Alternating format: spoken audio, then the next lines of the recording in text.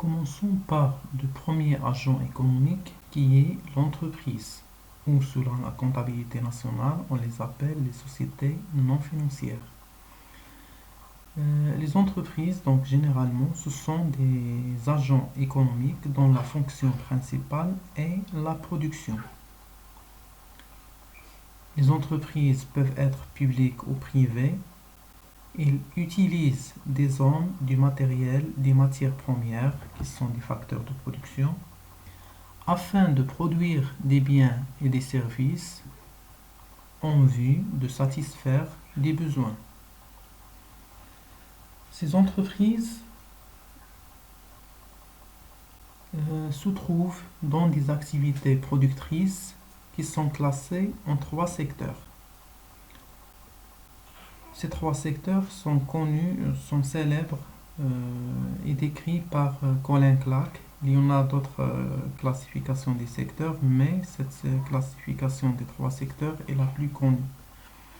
Nous avons le secteur primaire qui regroupe l'agriculture, pêche, extraction de minières. Le secteur secondaire qui regroupe les industries en général, par exemple l'industrie de transformation, industrie chimique, etc.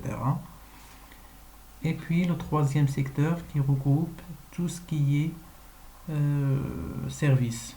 Nous avons commerce, artisanat, services, transport. Certains économistes évoquent aussi l'existence d'un secteur quaternaire, donc un quatrième secteur. Ce nouveau secteur, appelé aussi nouvelle économie, qui regroupe l'ensemble des activités de services liées à la gestion et à la diffusion de l'information. Pourquoi ce secteur quaternaire? Parce qu'il prend une ampleur et un poids très important dans l'économie. Les autoroutes de l'information, les banques de données, l'Internet, le multimédia. Les autoroutes de l'information, cette expression d'autoroute, il devient obsolète. Elle est remplacée par le réseau.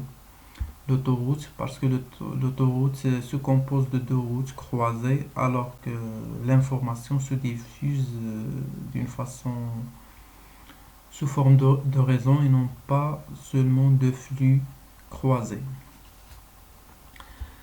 D'autres appliquent la dénomination du secteur quaternaire au secteur d'activité non concurrentielle, actuellement en plein développement. Après le secteur primaire, les produits du sol, le secteur secondaire, la production industrielle et le secteur tertiaire, les services publics et privés, vient s'ajouter aujourd'hui le secteur quaternaire qui concerne les productions sociale et écologique.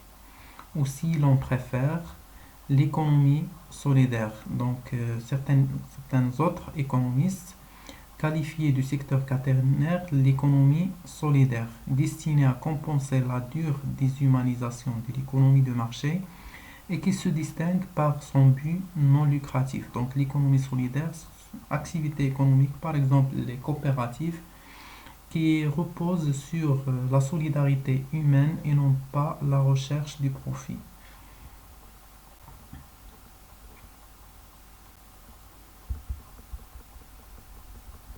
Le deuxième agent économique, il s'agit des ménages. On regroupe sous le terme ménage l'ensemble des individus partageant le même domicile et dont l'activité est essentiellement la consommation.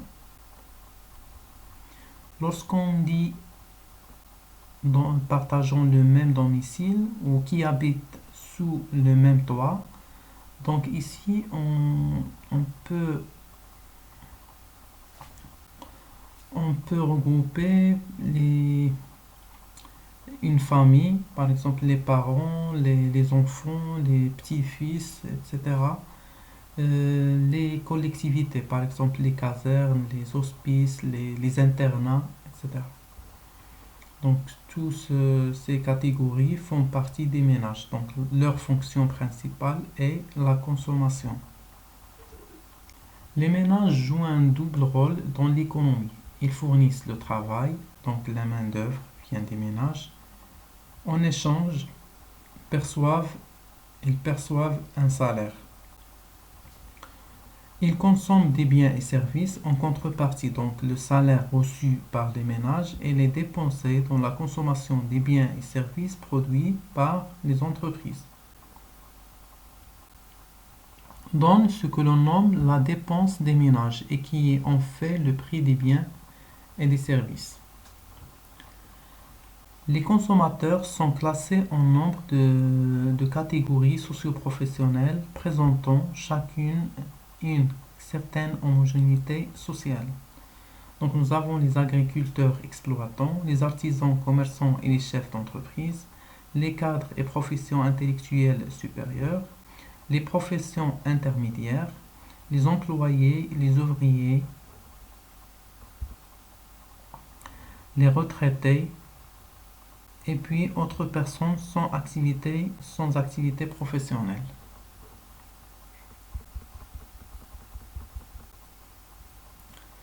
La troisième catégorie des agents économiques, on a les administrations.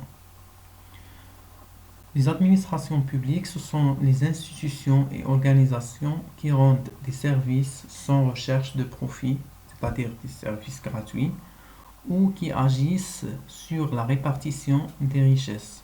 Donc, leur fonction, ou parmi leurs fonctions, il s'agit d'offrir des services gratuits ou quasi gratuits, ou participent à la répartition des richesses créées au sein de la nation, au sein de l'économie en général. On distingue les administrations publiques. Elles regroupent l'État, les collectivités locales, la sécurité sociale qui produisent des services non marchands destinés à la collectivité ou redistribuent des revenus et dont le financement est assuré par la collectivité, c'est-à-dire par la collecte des impôts. Parce que la collectivité ici, ça veut dire les citoyens. Ces citoyens contribuent par des impôts qui financent les activités gratuites et quasi gratuites des administrations publiques. Les administrations privées qui regroupent l'Église, les syndicats, les associations, les partis politiques qui produisent des services destinés à leurs membres sans but lucratif et dont le financement est effectué par l'intermédiaire des cotisations versées par les membres et de subventions. Généralement, ces administrations publiques actuellement appelées les ISBLSM, les institutions sans but lucratif au service des ménages. On ne peut pas les considérer comme des administrations privées proprement dites, mais ils peuvent avoir des financements privés par leurs adhérents par exemple, ou peut avoir des cotisations ou des subventions par l'État. Donc on doit signaler, on doit souligner ce qualificatif de privé. Au niveau de la comptabilité nationale marocaine et française actuellement, on parle des institutions sans but lucratif au service des ménages. Quatrièmement, nous avons les institutions financières. Ce sont essentiellement les banques, les caisses d'épargne, la Banque de France par exemple en France et les autres établissements de crédit, c'est la Banque centrale de France. Au Maroc, nous avons la BAM ou la Banque El Maghreb et les autres établissements de crédit. Elles produisent, y compris les microcrédits. Ils produisent des services financiers qui consistent à assurer l'émission des moyens de paiement, de placement, de financement et à collecter l'épargne des autres agents. Donc les fonctions des institutions financières sont claires. Donc ils collectent l'épargne et empruntent les agents qui ont besoin de financement. Par ce fait, ils assurent le financement de l'économie. Enfin, le reste du monde, appelé aussi l'extérieur, est une expression économique qui désigne l'ensemble des acteurs étrangers qui effectuent des échanges avec les acteurs économiques nationaux. Il s'agit d'un acteur fictif qui permet de mettre, fictif, c'est-à-dire il n'est pas précis, qui permet de mettre en évidence l'existence d'échanges et de biens et de services avec l'étranger. Donc le reste du monde peut être une entreprise, une banque, une administration, mais qui n'est pas résident, qui n'est pas à l'intérieur du territoire du pays. Donc, pourquoi cette distinction? Il permet de mettre en évidence l'existence d'échanges des biens et de services avec l'étranger. Il permet de d'éclairer les échanges internationaux tout simplement.